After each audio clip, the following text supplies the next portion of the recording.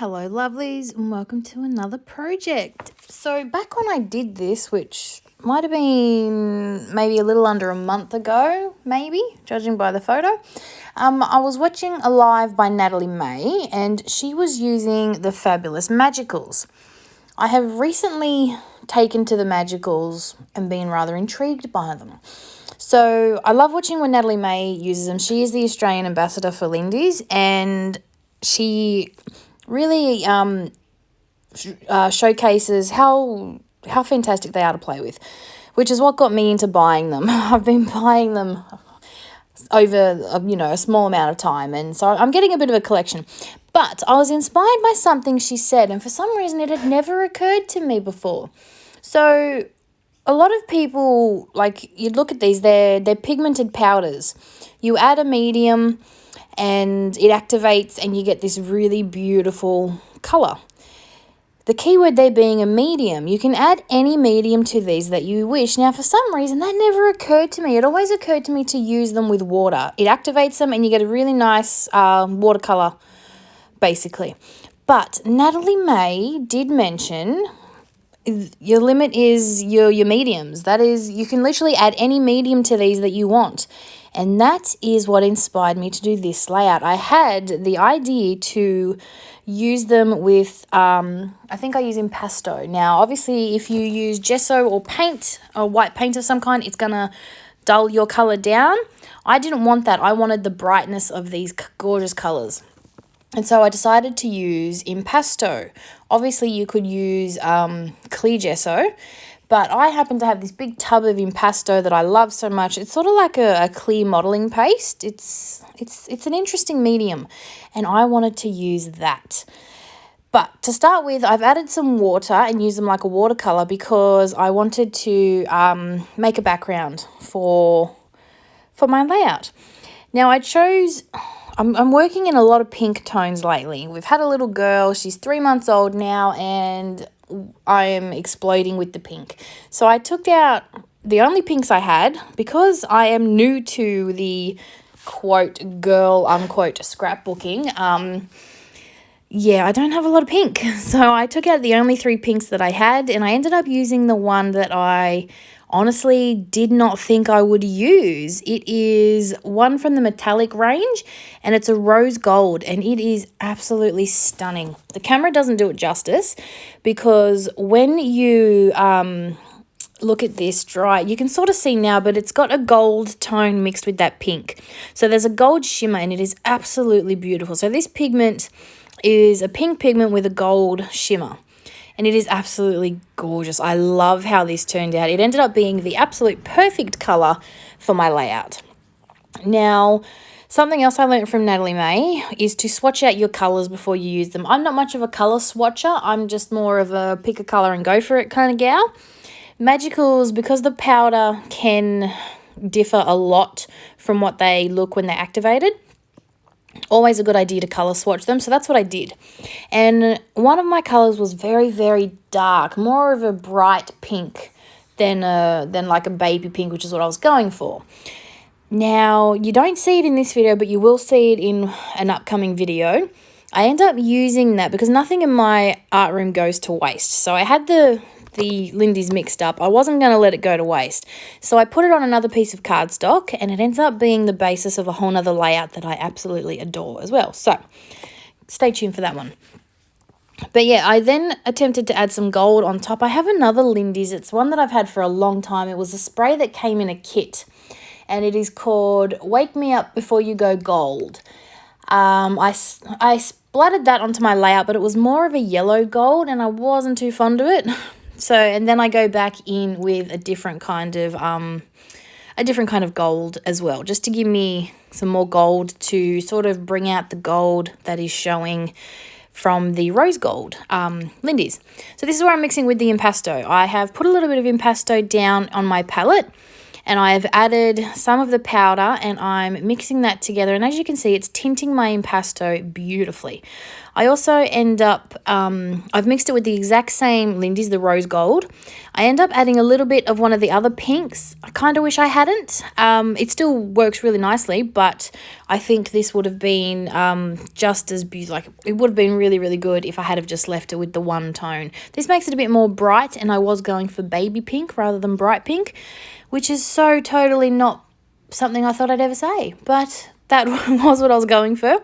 As you can see, it's changed the colour a bit, but anyway, I still like it. So then I decided I wanted to add something on top of my watercoloured background. So I knew this is what I wanted to do. The whole point of this layout was to use my Lindys with a different kind of medium to activate them and use it on top of a watercoloured background. So I've got this beautiful star stencil. I think it's actually from Echo Park, I think. And then I am using my tinted modelling paste through this stencil on top of my watercoloured background. And that's going to be my background. Surprisingly, I didn't need to use a lot of impasto for this. It is a small stencil. And using a silicone brush, I was able to move that through the stencil quite nicely. And I'm left with this gorgeous tone-on-tone background, which I love. So even though I am focusing my impasto on my watercoloured section across the middle, I am also going across the diagonal corner to corner.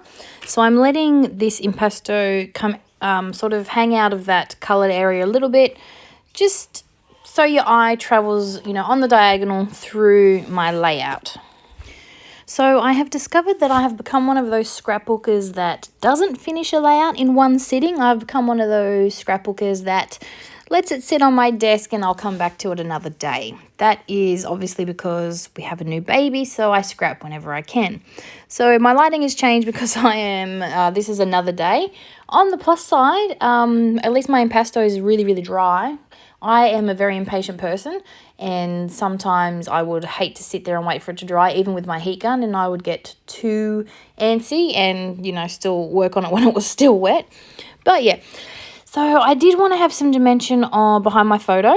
So I'm just using some cardboard, just some scrap cardboard from a pizza box from a previous order, and I'm going to attach that behind my photo. As always, when I do tend to do a big mixed media background, my embellishing is very minimal. You will see that there is a Charms Creation Hessian heart there. And I think that ends up being predominantly, that and my title is pretty much all I really add to this. But I do love my mixed media background so much that I do like the focus to be on them. But, a Hessian heart is like the perfect embellishment. And I did have a bit of negative space in my photo for that to overlap. I have become a recent fan of glue pens. Trying to work on my Project Life, sitting at my couch, I decided I needed a glue pen, so I went and bought a bunch, which I think is in a recent haul video. And I am discovering the Tacky glue pen. I'm very, very fond of it. I think I'll definitely be buying more of these. And I'm using that as my adhesive to glue my photo down. This is a picture of Ruby when she turned 2 months. This was her 2-month photo shoot, as you can see.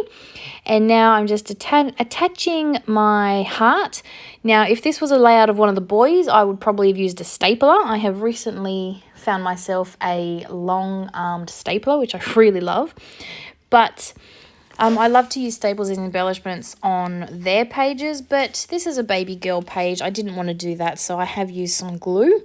You will see me doing that a bit in upcoming videos, which also means I'm using heavy weighted objects to put some weight on them to hold them down while the glue dries. And now I'm just adding some bits and pieces here and there just to add to my layout. I've got some wood veneer and some enamel hearts. I really do like adding these little sprinkles to clusters that I make. I'm not very big with clusters. I'm not really great at using the big die cuts and things for clusters. But give me some enamel dots and rhinestones and I will happily sprinkle them all over the page. So once I'm happy with that, I'm going to add my title. Once again, going with the gold to draw in and draw your eye to the gold in that Magicals. It really is a beautiful color. I wish you could see how gorgeous it ends up looking. And then I'm just keeping it simple, and my title is just 2 months. This is just for our album to document how she's growing. So this was her 2-month photo shoot, as you can see from the photo with the little 2 in the top. But yeah, so I just decided to make my title 2 months out of my probably most used gold thickers.